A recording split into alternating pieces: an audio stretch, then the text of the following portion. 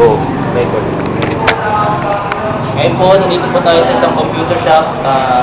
Interview natin yung estudyante na naglalaro sa computer. Tara po, pasukin natin.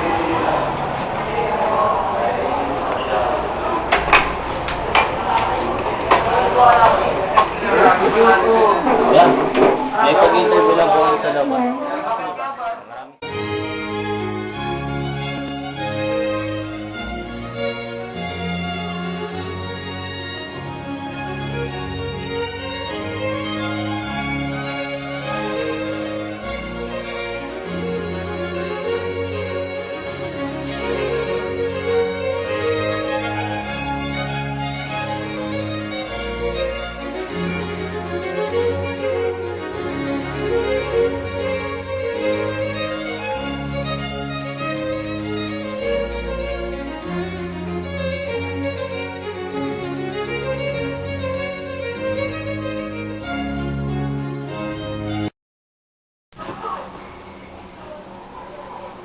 Tanong ng maraming estudyante, magkano nga ba ang baon natin araw-araw?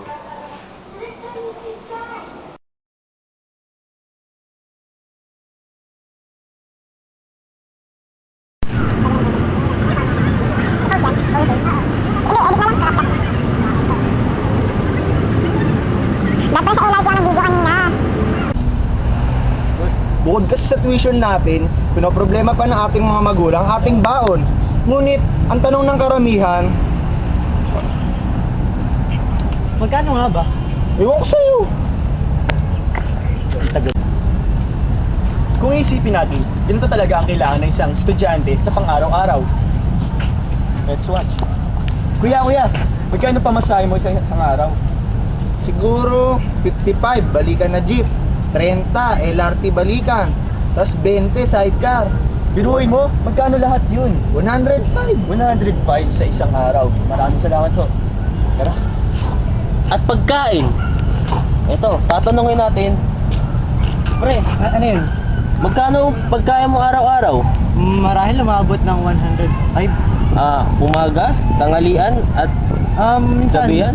minsan paghapunan, nagkukulang pa eh. Bale, marahil mga 120. Lahat-lahat na yun. Oy, mataas. Maraming salamat sa'yo ha. Sige. At syempre, hindi mawawala ang gasto sa eskwelahan, ang pa-xerox, ang bawat activity.